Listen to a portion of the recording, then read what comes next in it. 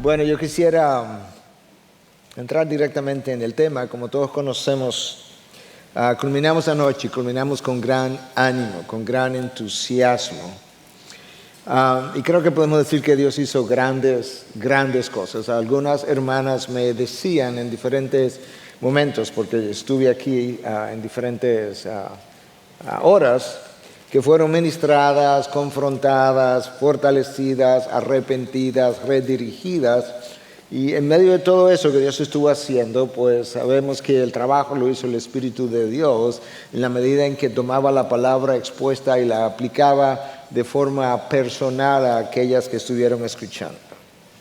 Entonces mi intención esta mañana es como concluir el fin de semana, en cierta forma dándole continuación al tema que iniciamos el viernes en la noche, que tenía que ver con el hecho de que el gozo del Espíritu es tu fortaleza y al mismo tiempo es la marca distintiva del Hijo de Dios. El gozo del Espíritu es tu fortaleza, pero es también la marca distintiva de aquel en quien mora el Espíritu Santo. Yo no sé cómo las demás iglesias de ministerio planifican sus conferencias, pero en cuanto a nosotros se refiere, usualmente estamos tratando de servirle a las iglesias locales, tratando de brindar una respuesta bíblica a las condiciones de la iglesia contemporánea y al mismo tiempo en respuesta a situaciones que quizás están afectando a la sociedad y que pudieran o han infiltrado ya la iglesia. Y menciono esto porque en la apertura de mi mensaje en el viernes en la noche, yo mencionaba que nosotros vivimos, para aquellos que no estuvieron aquí, que nosotros vivimos en la sociedad más educada, más desarrollada, más tecnológica, más conectada y con mejor expectativa de vida. Y sin embargo, de acuerdo a todos los estudios sociológicos, tenemos la generación más insatisfecha. Increíble, la gran contradicción o paradoja. Y decía que en medio de esa insatisfacción, la posibilidad de poder exhibir el gozo del cristiano ante una generación insatisfecha pudiera ser un testimonio poderoso que pudiera resultar incluso en que algunos, que llamemos la atención de algunos y que esto pudieran terminar buscando en Dios, la única persona en quien ellos pudieran encontrar el gozo que ellos no tienen. En medio de eso, de lo que Dios estaba haciendo y buscando qué compartir para cerrar el fin de semana, en el día de ayer oí una conversación por hora y media entre John Piper y John MacArthur, que fue muy enriquecedor. Y por un lado, MacArthur hablaba de lo hostil que el mundo se ha ido o que el mundo es en contra de la fe cristiana, hasta el punto que él considera a su sociedad básicamente una sociedad pagana. Y con eso él daba varios ejemplos de por qué él decía eso. Entre ellos, el hecho de que el gobernador de California, donde está su iglesia, Gavin Newsom, usó blasfemamente la Biblia para justificar la muerte violenta en el vientre de las madres, lo que nosotros llamamos aborto. Y él dice que ya eso fue demasiado. Y con eso él hizo una carta pública denunciando al gobernador y llamándolo a que se arrepintiera de su iniquidad. Pastor Piper no hizo exactamente lo mismo en el pasado, pero lo hizo desde el púlpito cuando el presidente Barack Obama habló de que él quería que sus hijas tuvieran la misma libertad sexual que el resto de los hombres. Y él decía, yo recuerdo el sermón, lo oí hace varios años, decía, no, señor presidente, no, señor presidente. Por otro lado, Piper hablaba de que nosotros como iglesia, y es donde entra mi mensaje, nosotros como iglesia debiéramos preparar la congregación para ser mártires en el futuro no muy lejano, que aprendiéramos a adquiriéramos la fortaleza de carácter para morir por la causa de Cristo, para la gloria de Dios, como lo hicieron muchos en el pasado y lo siguen haciendo hoy muchos en múltiples naciones donde el cristiano está siendo perseguido. Los comentarios de estos dos hombres, que cuando tú los unes suman casi 90 años o más de 90 años de experiencia ministerial, fue enriquecedora, pero eso me envió como un viaje de meditación a lo largo de todo el día de ayer, gran parte de la noche, gran parte de la madrugada. Si hay algo que quedó claro, es que estos hombres conocen los tiempos que están viviendo y al mismo tiempo conocen la naturaleza de nuestro llamado. Entonces eso me llevó a traer este mensaje en el día de hoy, que tiene el título de Tu llamado, dolor y gozo, entretejidos sabiamente con la gloria de Dios.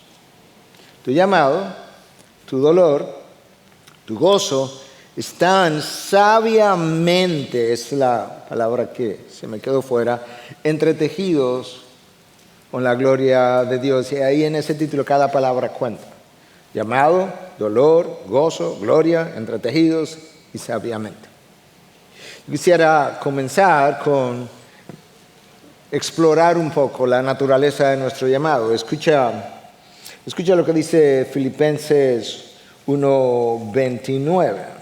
Un versículo muy conocido para nosotros, porque a ustedes se les ha concedido por amor de Cristo no solo creer en Él, sino también sufrir por Él. Se nos concedió eso.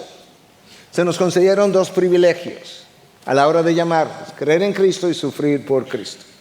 Si tú te grabas eso en la mente y luego vas y lo vives en tus días, eso cambiará radicalmente tu forma de pensar, tu carácter y tu caminar.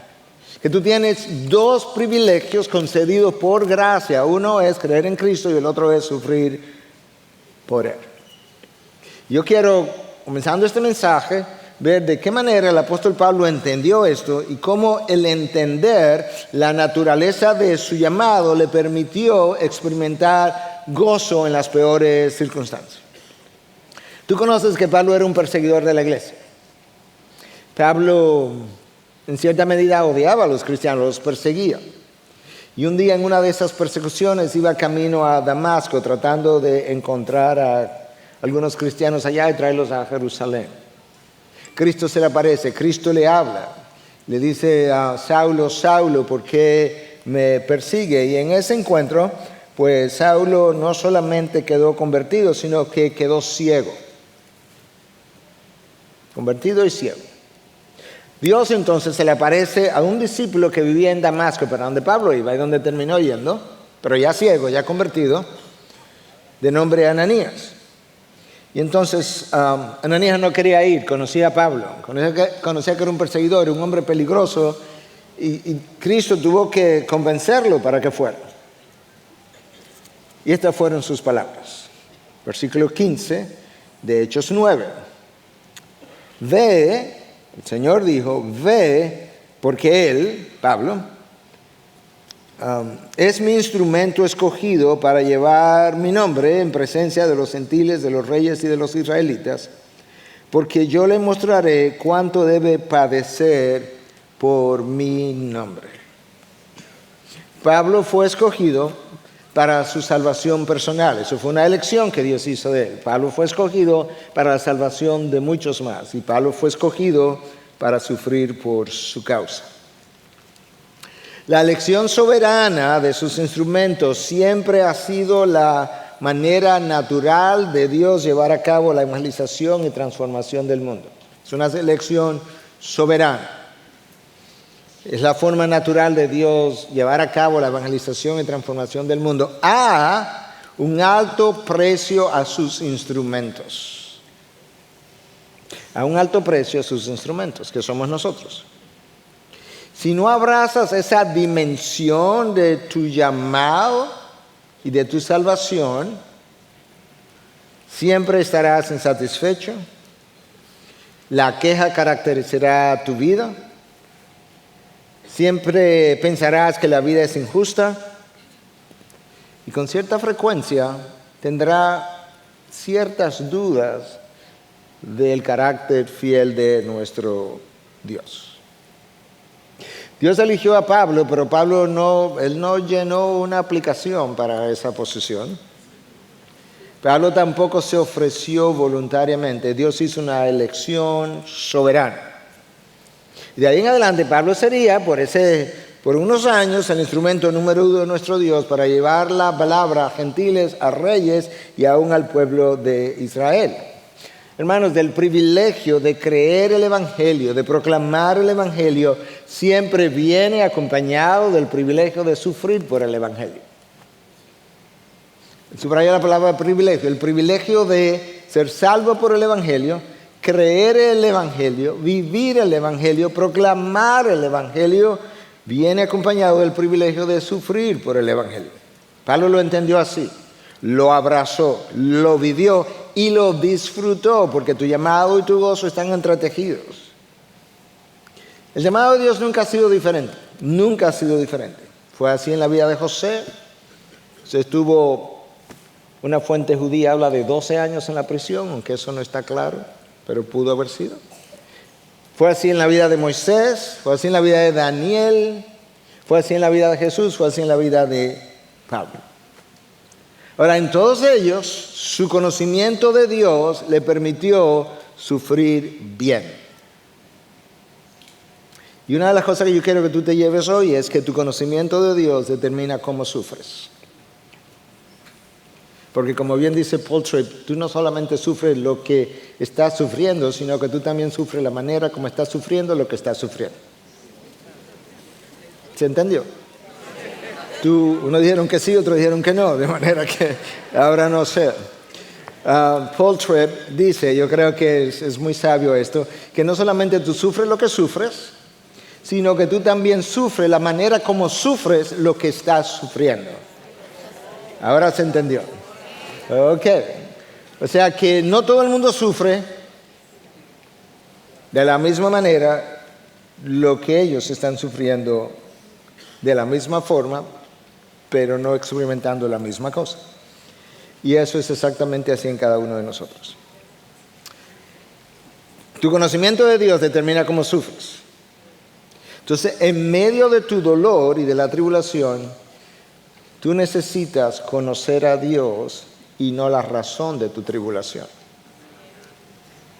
En medio de tu tribulación, tú necesitas conocer a Dios y no la razón de tu tribulación. Cuando Job conocía a Dios de una manera, él tenía dudas acerca de por qué él estaba sufriendo. Él, de hecho, no solamente que tenía dudas acerca de la razón por la que él estaba sufriendo, él estaba seguro de que él no tenía razón para estar sufriendo como estaba sufriendo, y en algún momento incluso comenzó como hasta a cuestionar de cierta manera el carácter de Dios. Pero una vez que él conoció a Dios de otra forma, sus preguntas se terminaron, confió en Dios y Dios nunca le dio respuestas a sus preguntas, de manera que Job prueba que en medio de la tribulación yo necesito conocer a Dios y no la razón de la tribulación.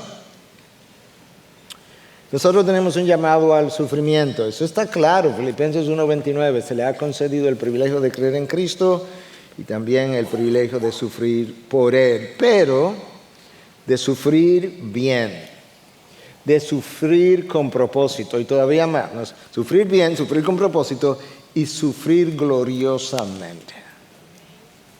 Esa es la clave.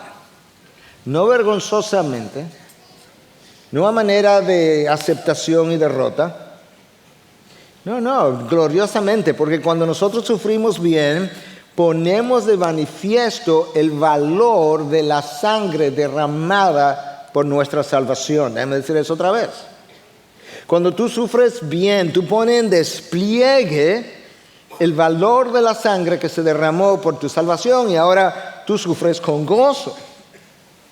Pero también nosotros ponemos en despliegue el poder de la gracia que nos sostiene en medio de la dificultad. Una gracia que es capaz de sostener a un hombre colgado de una cruz y bendecir a aquellos que lo clavaron y lo pegaron contra el madero. Y después lo que la cruz hizo. Nunca subestime el poder de la gracia de Dios para convertir a otros cuando sufrimos bien. Vamos a decir eso otra vez. Hay muchas cosas que si tú tienes un lápiz, un papel o un celular o algo y lo quieres anotar, anótalos. Nunca subestime el poder de la gracia de Dios para convertir a otros cuando sufrimos bien. El ladrón en la cruz creyó en Cristo cuando lo vio ahí clavado junto a él en silencio, escuchando los insultos del otro ladrón, a quien el primer ladrón entonces trató de detener y reprendió incluso por lo que profería en contra de Cristo. Y Cristo allí, el único justo, el único inocente de los tres, sufrió bien, no abrió su boca. El centurión al pie de la cruz confesó a Cristo como el Hijo de Dios cuando lo vio sufrir bien y morir bien, porque ya estaba muerto. Tomás, el discípulo, creyó en el Cristo cuando éste se le apareció y le mostró sus llagas sin reprender su incredulidad. Y sus heridas y el amor por los suyos hablaron para Tomás por 1000 volúmenes que se hubieran escrito. Dios no solamente elige de forma soberana sus instrumentos, como ya hablamos, y lo estamos viendo y lo vimos en la vida de Pablo, sino, escucha, que Él elige también de forma soberana los sufrimientos a través de los cuales debemos atravesar. Dios elige de forma soberana sus instrumentos y luego de elegirlos, también elige soberanamente los instrumentos a través, o las circunstancias o los sufrimientos a través de los cuales nosotros debemos atravesar. Y cuando estamos en medio de esas circunstancias, lo más común es que Dios no nos dé una explicación de por qué estoy en medio de la tribulación en la que me encuentro, sino que Él más bien trata de susurrarnos en el interior: confía en mí, en mis propósitos, en mi gracia, en mi providencia, en mi amor, en mi poder y en mi sabiduría. Confía. Conóceme ahí, conóceme mis atributos. El apóstol Pablo confió en Dios, conoció a Dios, y eso le brindó una perspectiva completamente distinta de los sufrimientos por los cuales él atravesó. Le permitió ver su vida por encima del sol. Como estamos hablando de la naturaleza de nuestro llamado, estamos hablando ahora de lo importante que es que yo pueda entender que mi llamado está unido, entretejido con mi sufrimiento. Entonces yo quiero continuar desarrollando esa idea con el apóstol Pablo, de quien varios de nosotros y de ustedes estuvieron hablando en el día de ayer. Porque Pablo escribió la carta del gozo a la iglesia de Filipo. Y Pablo la escribió estando en una cárcel fría, oscura, solo. No había nadie con él.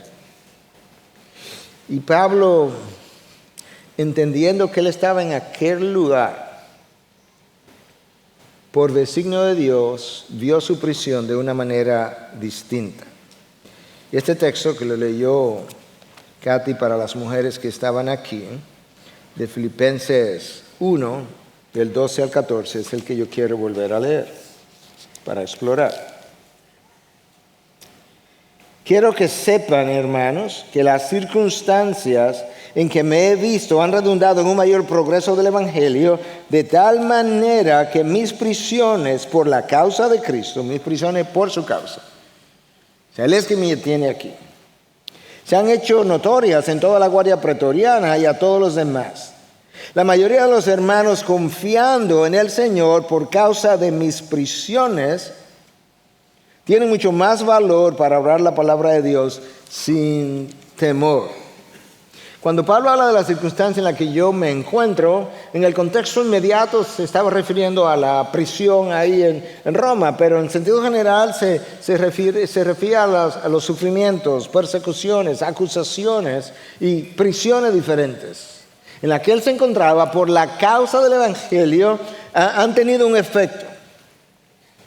Y Pablo, en medio de eso, escribe una carta, la carta del gozo. ¿Sabes por qué? Porque él tuvo claro, a partir de cuando él fue llamado, que no se trataba de él.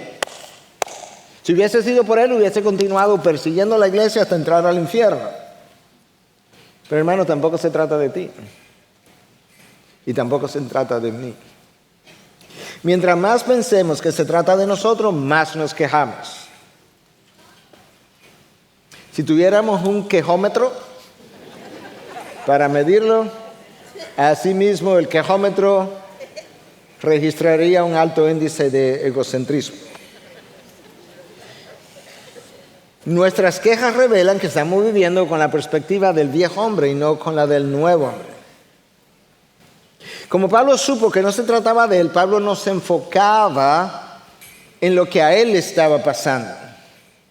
No, él se enfocaba en lo que Dios estaba haciendo. Esa es la razón por la que él escribe que sus prisiones han redundado en un mayor progreso del Evangelio. Pablo no está diciendo, mira, ayer no me dieron comida.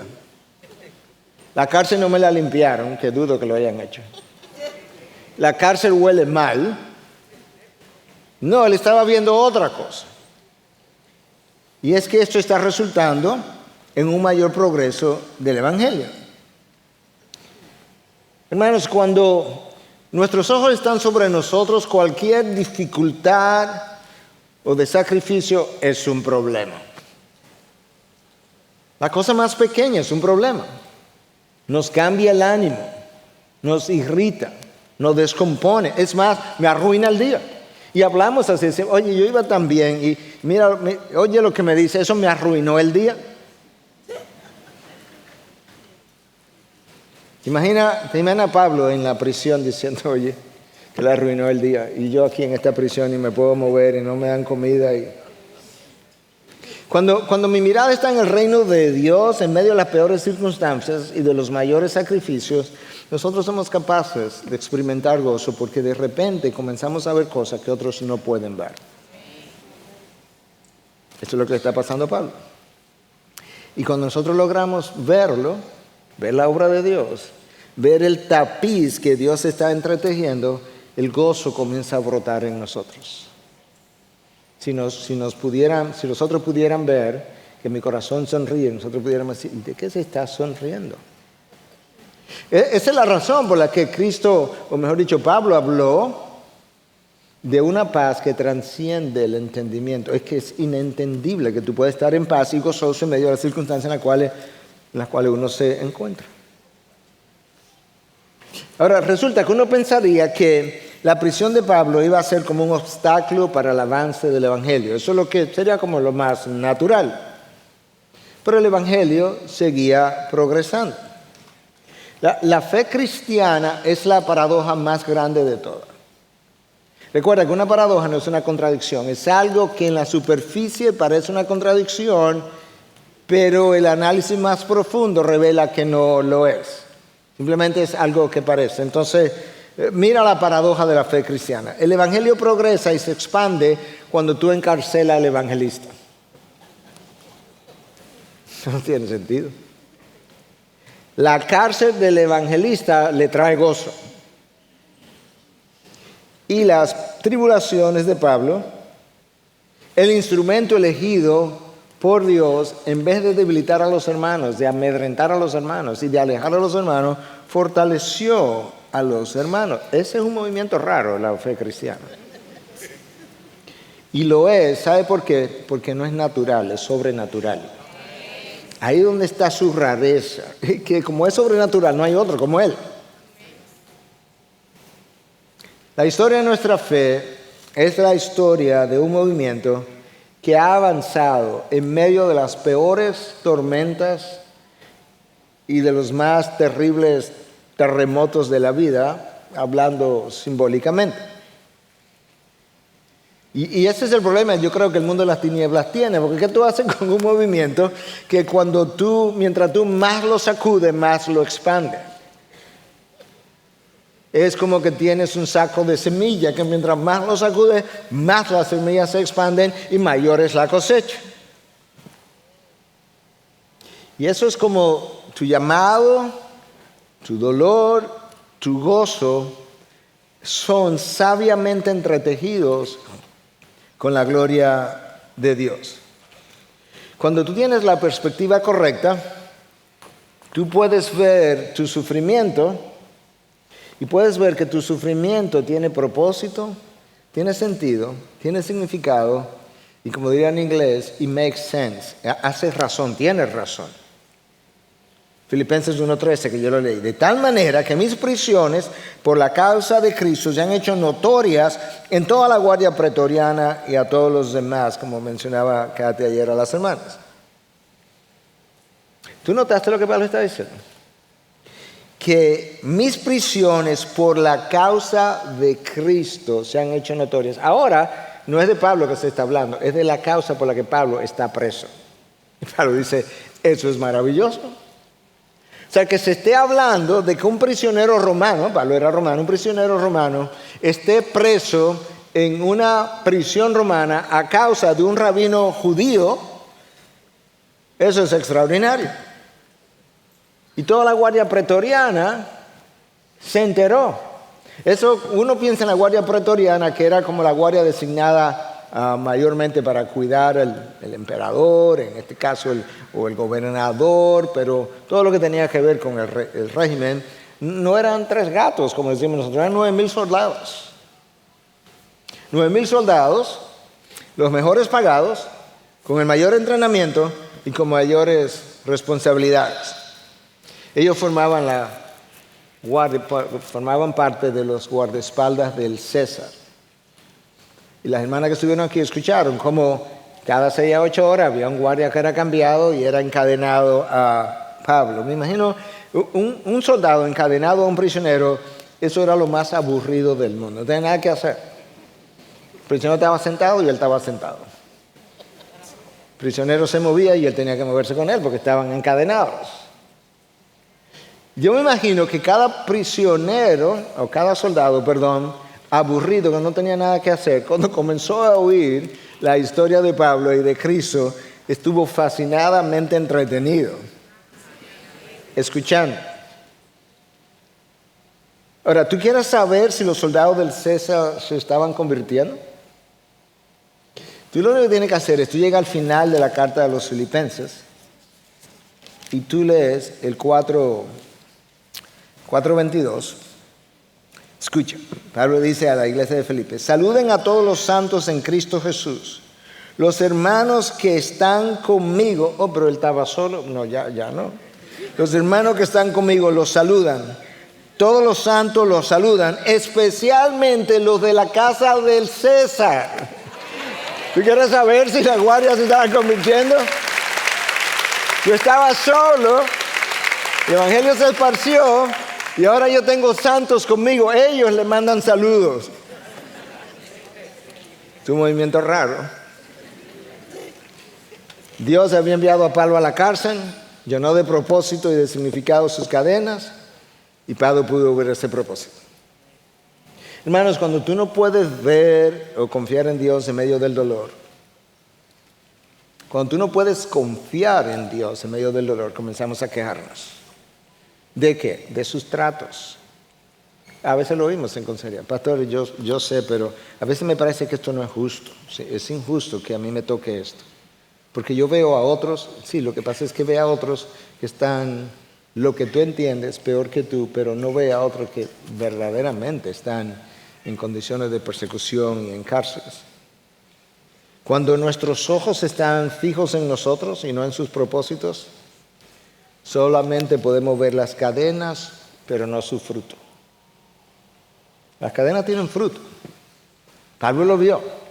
Pero cuando yo estoy enfocado en mí, lo único que yo puedo ver es cómo yo soy afectado. Pero yo no puedo ver cómo otros son afectados por lo que a mí me está afectando, porque Dios lo está usando.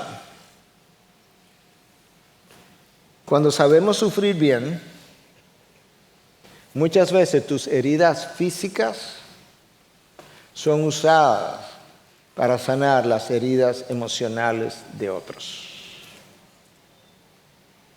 Cuando sabemos sufrir bien, muchas veces la enfermedad que te llevó a la cama, que te llevó a la tumba, que te llevó a la debilidad o cualquier otra cosa, Dios la usa para sanar las heridas espirituales y emocionales de otros. Escucha Isaías 53:5. Pero Él fue herido por nuestras transgresiones, eso fue físico, molido por nuestras iniquidades, físicamente. El castigo por nuestra paz cayó sobre Él y por sus heridas hemos sido sanados. Pero alguien tenía que saber sufrir bien, entender su llamado, abrazarlo, vivirlo y por el gozo puesto delante de Él, celebrarlo. Fueron las llagas que sanaron las heridas de tu pecado.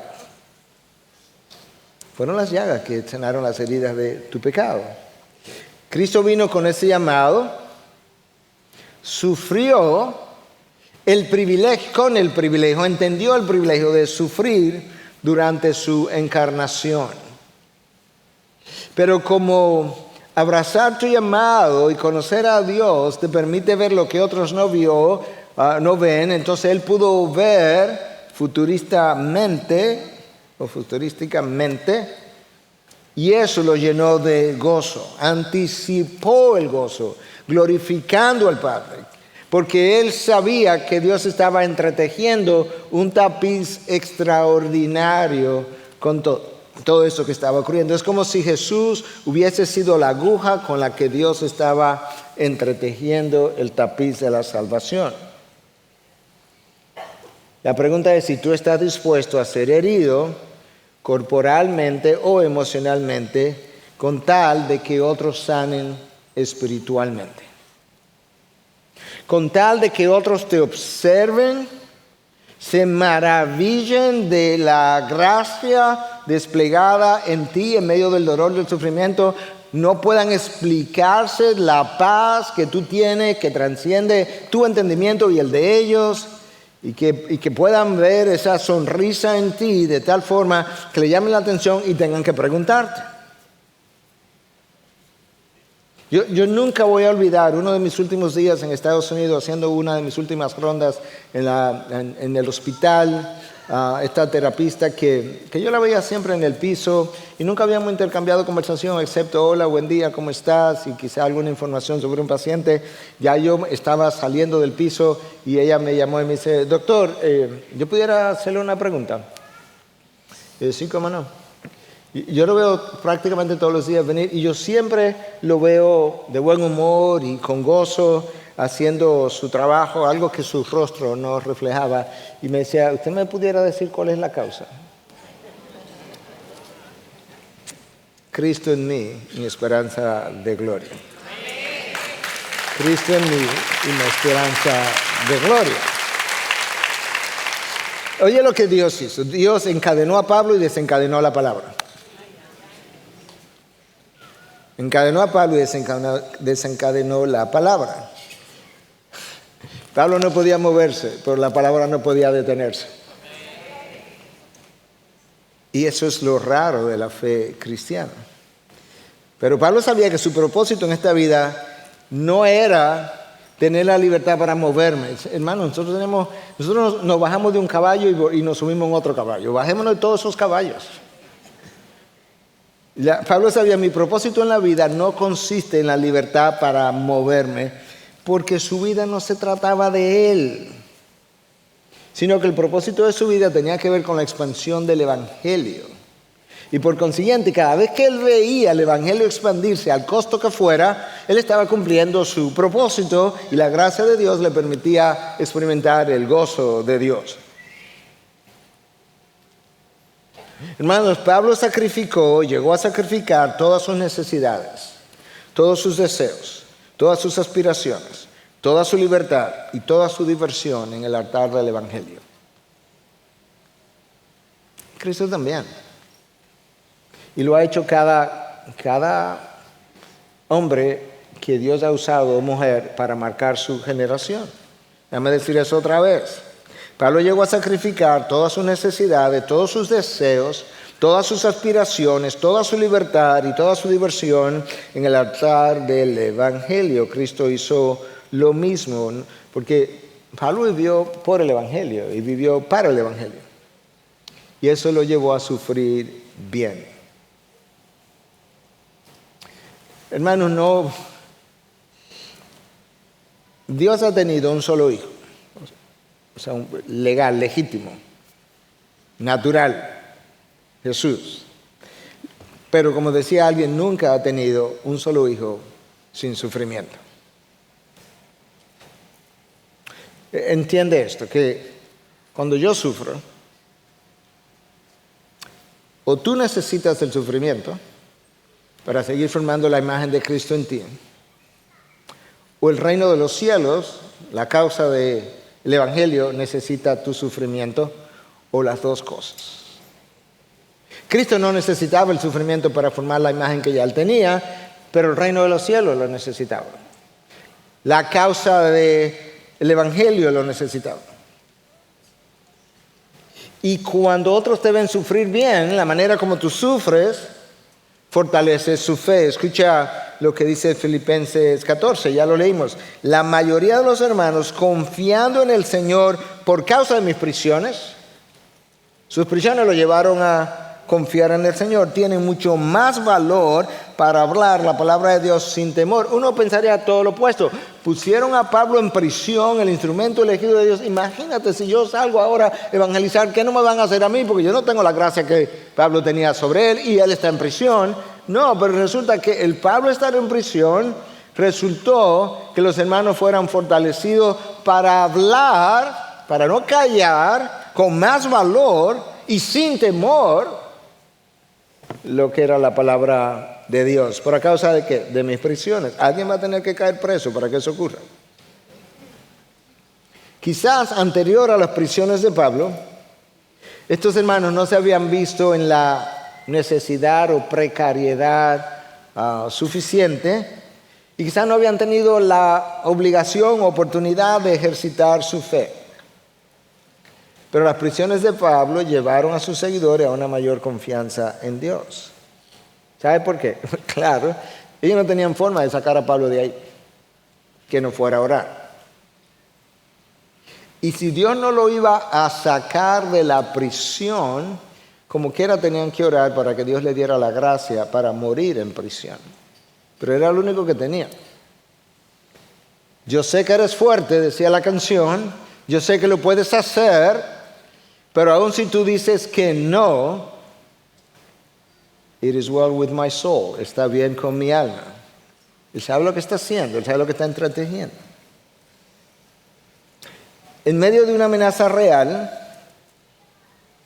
como la que Pablo tenía sobre ellos y la iglesia primitiva, el único recurso que ellos tenían era orar y confiar. Si hay algo que yo he aprendido, no solamente en consejería, pastoreando, pero en mi propia vida, es que las dificultades nos envían a nuestras rodillas. Y usualmente rodillas con callos son el resultado de un corazón dolido. Rodillas con callos son el resultado de un corazón dolido. Cuando nosotros sabemos sufrir bien, escúchame, cuando aprendemos, porque esto hay que aprenderlo. Cuando nosotros aprendemos a sufrir bien, de lo que hablaba Piper con John MacArthur, resulta que esto es lo que ha ocurrido. El dolor de mi corazón ha bajado hasta mis rodillas y le ha dado forma de callo a las rodillas en oración. Y la oración es el instrumento, el método, la forma de yo depender de Dios. Uno pensaría que las dificultades, como mencioné ya, alejarían a los hermanos de Dios. pero no. A veces ocurre que las dificultades alejan al verdadero Hijo de Dios, de Cristo, del Salvador. Pero eso ocurre solamente en una ocasión. Cuando nuestro reino es más importante y prioritario que el reino de los cielos. Claro que voy a salir corriendo. Porque lo que me importa es cómo me afecta a mí. Pero cuando el reino de los cielos, que yo debo buscar primero, de acuerdo a Cristo, es prioritario, no, al contrario, las dificultades me acercan a Él. Ahora, ¿qué ocurre? Que cuando mi reino es prioritario por encima del reino de los cielos, entonces en esa circunstancia nosotros tendemos a evaluar la fidelidad de Dios de la que hemos cantado por nuestro nivel de dificultad en la vida. Cuando nuestro reino es primario, yo miro el carácter de Dios y evalúo, concluyo acerca de su fidelidad, de lo que el pastor Reinaldo decía, que Dios siempre, y después de siempre será fiel. Yo evalúo la fidelidad de Dios de acuerdo al grado de dificultad de mi vida. Alto grado de dificultad y dolor, bueno, Dios no es fiel. Pero cuando nuestra mirada está en el reino de los cielos, nosotros evaluamos las pruebas en términos de cómo ellas han servido al avance del Evangelio y a la gloria de Dios. Y si vemos a Dios glorificado y al Evangelio esparcido, nos llenamos de gozo, de satisfacción y podemos resistir. El gozo es un asunto de perspectiva. Ya se mencionó en el fin de semana en un par de las charlas, según vi frases posteadas. Visto de abajo, las circunstancias, lo único que nos produce gozo son los placeres del mundo, muchos de los cuales pudieran ser legítimos. Los placeres del mundo, las ofertas del mundo. Y muchos, quizás la mayoría, no lo son. Ahora, visto desde arriba, solo los propósitos de Dios nos llenan de gozo. Déjame leerte esta frase de John Blanchard. John Blanchard murió el año pasado, fue un predicador y apologista cristiano. Él dice lo siguiente, es una frase bien corta. Dios prefiere que experimentemos dolor santo antes que el placer pecaminoso. La preferencia de Dios, ni siquiera la preferencia, la escogencia de Dios, porque no es como que Dios dice, bueno, yo prefiero esto sobre aquello. No. Pero esto es como la frase está. Dios prefiere que experimentemos dolor santo antes que el placer pecaminoso. Y las dificultades nos llevan a confiar en Dios. Pero ¿cómo las dificultades nos llevan a confiar en Dios? Bueno, mira cómo. Cuando mis dones y talentos y preparación académica o de otro tipo son insuficientes, comienzo a aprender a confiar en Dios. Cuando mis amigos no están presentes, o cuando el dinero es carente, o cuando las salidas son inexistentes. Cuando mis dones son insuficientes, mis amigos no están presentes, el dinero es carente o las salidas no existentes, ahí yo digo, ¿verdad que tengo que confiar en Dios porque ya no me queda nada? Y Dios dice, nunca te quedaba nada, lo único que tú tienes lo tienes de mí, si no lo tienes de mí no lo tienes. Yo soy tu única garantía, hoy, mañana, en el futuro, ayer. Y cuando no tenemos nada así, hay una sola dirección en la que tú puedes mirar, ¿y cuál es? Hacia arriba. Tú sabes que una de las cosas buenas, de acuerdo a la perspectiva de Dios, y yo lo veo todo el tiempo porque soy médico y veo pacientes casi todos los días, es que cuando tú estás enfermo en una cama solamente puedes ver para arriba. Y es hacia arriba que tú ganas perspectiva de las cosas. Dios a veces nos acuesta. Y por eso las enfermedades muchas veces tienen el mismo efecto de las cadenas de Pablo. Tengo que ver hacia arriba. Recuerda a Job, ya te lo mencioné. Al principio de su dolor, Él no tenía la perspectiva correcta. Él conocía a Dios, él mismo afirma, yo lo conocía, yo no voy a decir que no, pero de oídas. Pero cuando yo pude verlo por lo que Él es, y no sabemos lo que Él vio, pero vio una dimensión mucho mayor, ahora entonces su perspectiva fue corregida y mejorada. Y se cayó. Yo creo que nosotros hablamos mucho en la tribulación, en la dificultad, porque no vemos. No tenemos una distorsión tan masiva de cómo es el propósito de Dios para mi vida, que no nos callamos. Y lo único que Dios tiene que hacer para callarnos, tú sabes que no damos una respuesta acerca de por qué sufro, es enseñarme quién Él es y cómo Él es. Y sabes que nos dio su palabra. Y desde el capítulo 1 del Génesis me está enseñando y diciendo y mostrando cómo Él es. Él abrió su boca y los cielos y la tierra se formaron. ¡Wow! La luna, el sol y todo lo que hay. Escucha la misma idea de Joni Eareckson Tada, paralizado a los 17 años, con ya más de 60 años de vida.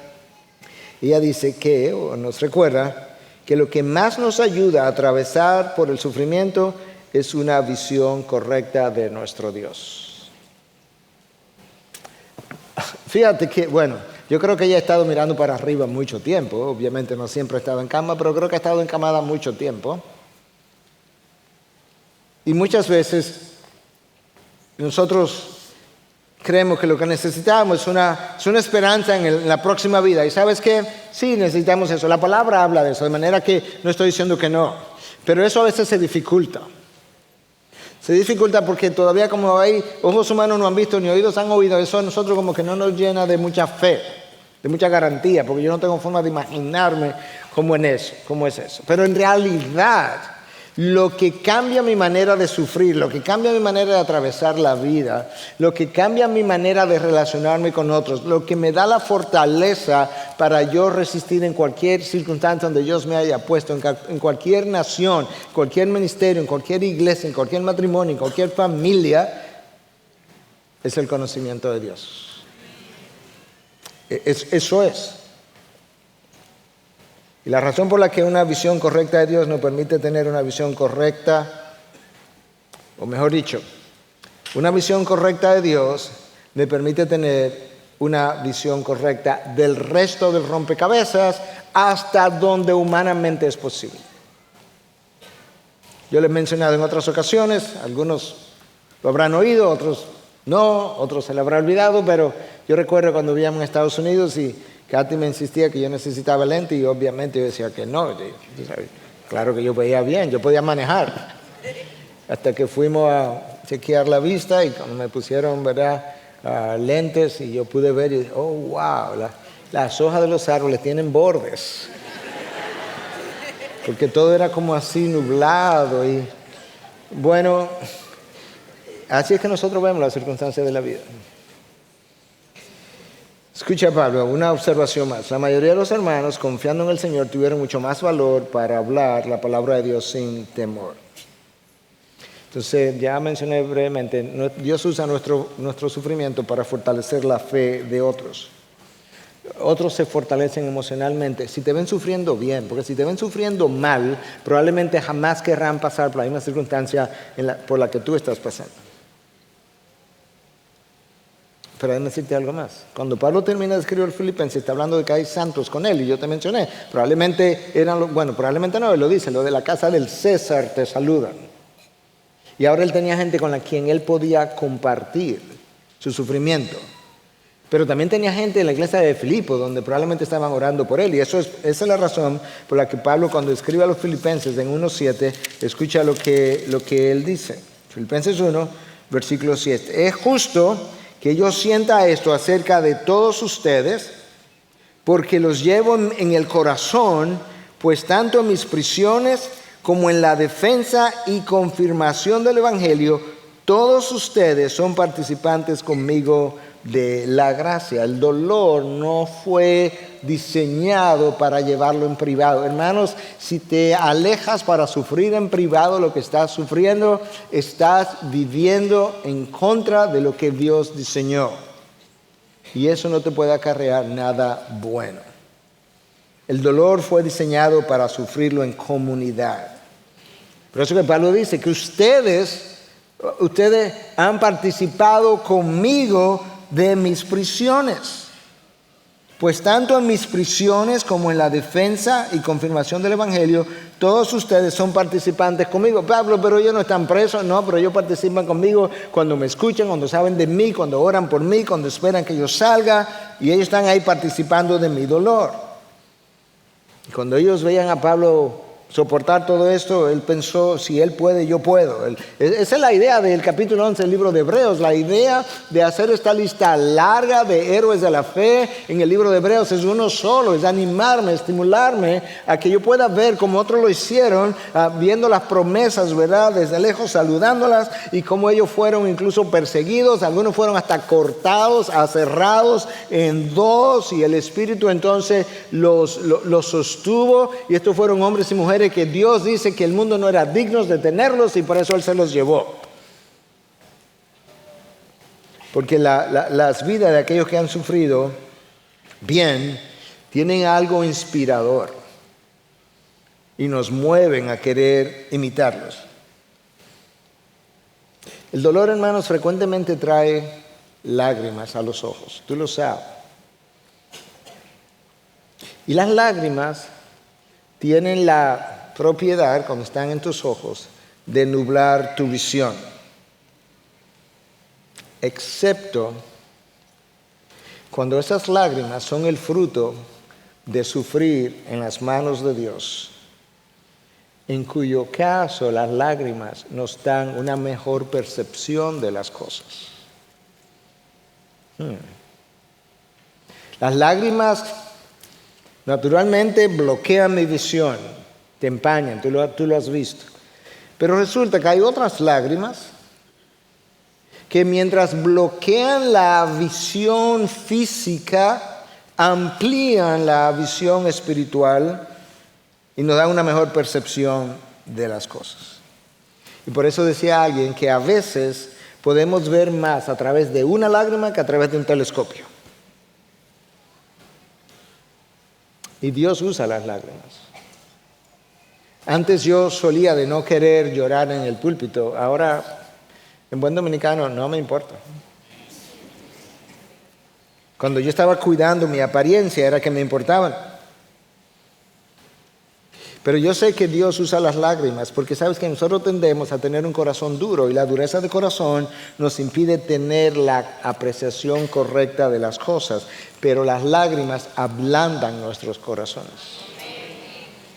Y cuando mi corazón es ablandado, yo tengo una mejor perspectiva de la vida. Recuerda la cruz, porque tú tienes que ver toda tu vida a través de la cruz. Y la cruz es el recordatorio de dos cosas, o tres cosas, o más, no sé. Pero nos recuerda que nosotros estamos en la situación en que nos encontramos por el pecado de Adán. El pecado lo que el pecado de Adán nos trajo, ese es el primer recordatorio. Pero la cruz con frecuencia nos recuerda también que muchas veces nosotros tenemos que sufrir y sufrir bien para que otros sean salvos. No puede ser que el Hijo de Dios, no, o sea, a Cristo le tocó eso muy bien, bien hecho por Él, pero a mí no. No, a mí necesitan tratarme en bandeja de plata y con guantes de seda. No, la cruz nos recuerda que muchas veces yo necesito pasar por vicisitudes, sufrir bien cuando paso por vicisitudes para que otros sean salvos. Déjame contarte una historia. Si te suena familiar, es posible que así sea. Si estuviste aquí un domingo hace 10 años, quizás te suene familiar. Pero cuando la volví a ver, a mí no me sonó familiar. Y se trata de una adolescente que no quería ser vista en público con su madre, porque los brazos de su madre estaban terriblemente desfigurados. Un día, cuando su madre la llevó de compras, le tendió la mano a un empleado o al cajero, él pareció horrorizado con la condición de los brazos. Luego, llorando, la niña le contó lo avergonzada que ella estaba. La madre, comprensiblemente dolida, esperó 1 hora antes de ir a la habitación de su hija para contarle por primera vez lo sucedido.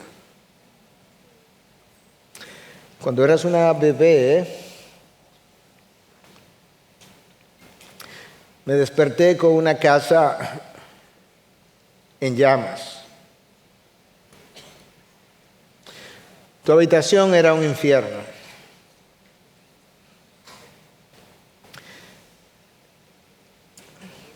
Había llamas por todas partes. Podría haber salido por la puerta principal,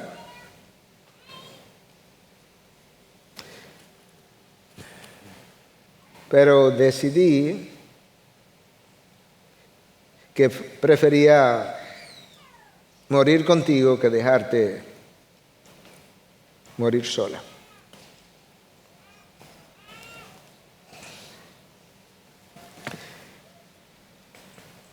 Corrí a través del fuego y te cubrí con mis brazos.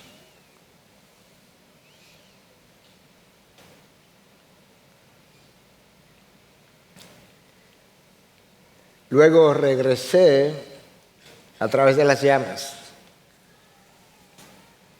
Mis brazos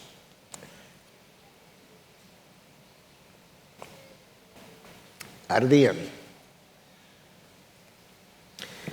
Cuando salí al césped, el dolor era agonizante.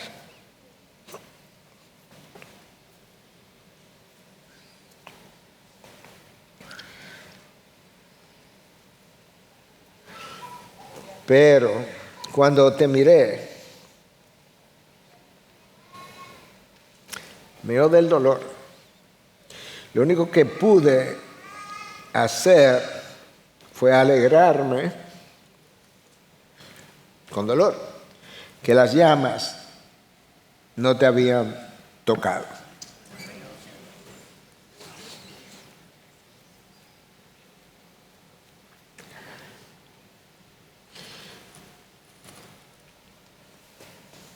Atónita, la niña miró a su madre con ojos nuevos.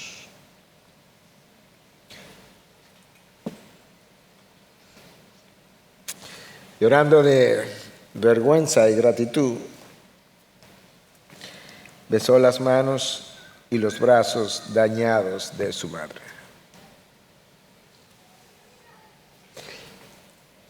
Esa historia, si la recuerdas, para el resto de tu vida debes recordarte que tú y yo jamás podremos o debemos avergonzarnos del Evangelio. Porque la historia del Evangelio es la historia de un hombre que miró a lo largo de la vida y te vio yendo en dirección de las llamas del infierno.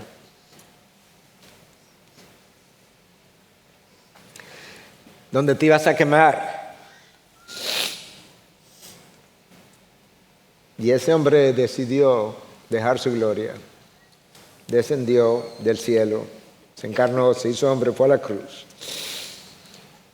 Y allí extendió los brazos que fueron marcados por las heridas de los clavos que apretaron sus manos contra aquel madero y contra el instrumento o el documento adverso que nos condenaba, la ley de Dios, para que tú no fueras quemado. Y tú puedes ver en la vida de Cristo de qué manera tu llamado, tu dolor y tu gozo son sabiamente entretejidos para la gloria de Dios. Tú puedes ver en la historia de esa madre que cuenta que el dolor era agonizante y el dolor agonizante al mismo tiempo no le impidió experimentar el gozo de verla a salvo y no tocada por las llamas. Cuando tú puedes ver los propósitos de Dios, en medio del dolor agonizante, tú podrás ver lo que Dios está haciendo y podrás regocijarte de ver que el Dios que te salvó, que el Dios que te llamó, también te eligió como instrumento soberanamente, eligió soberanamente el dolor a través del cual tú y yo necesitamos atravesar, porque tú lo necesitabas y otros lo necesitaban y el reino del cielo lo necesitaban, y era lo que podía mejor, no solamente salvar a otros, sino transformar a otros y todavía más, glorificar a Dios y mostrar al mundo el precio de la sangre derramada o el valor de la sangre derramada por ti y el poder de la gracia que te sostiene en medio de la adversidad.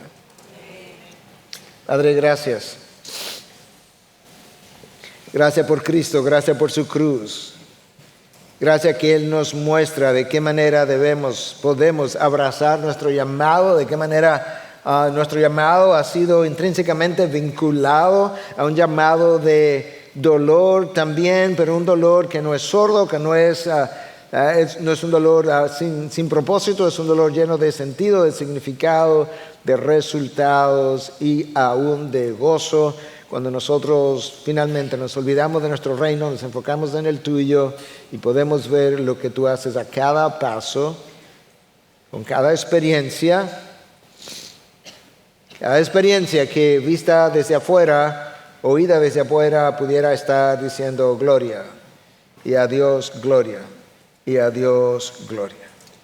Señor, perdónanos porque dificultades que pudieran parecer enormes a nuestra capacidad humana, al lado de la cruz, palidecen, e incluso circunstancias que son pequeñas incluso en nuestras vidas y que nos parecen enormes porque nos sentimos tan incómodos con ellas, no solamente palidecen, sino que se vuelven vergonzosas cuando las dejo mojar por la sangre que tú derramaste. Ahora entendemos por qué Pablo llamó a sus peores momentos dificultades leves y pasajeras. Ayúdanos a vivir por Cristo. Que mi vida sea Cristo. Que mi deleite esté en Cristo. Que mi vida sea un canto para Cristo. Que mi boca proclame a Cristo. Que mi dolor bien sufrido hable bien de la gracia de Cristo. Que mi dolor bien sufrido no solamente me transforme a tu imagen, sino que lleve a otros a ser salvados como yo lo fui. Permite que yo también pueda mostrar las heridas que por causa del Evangelio haya sufrido a los Tomás del mundo, a los incrédulos del mundo, para gloria tuya, en Cristo Jesús. Y su pueblo dice, amén, amén. Gracias por acceder a este recurso. Espero que haya sido de gran bendición para tu vida.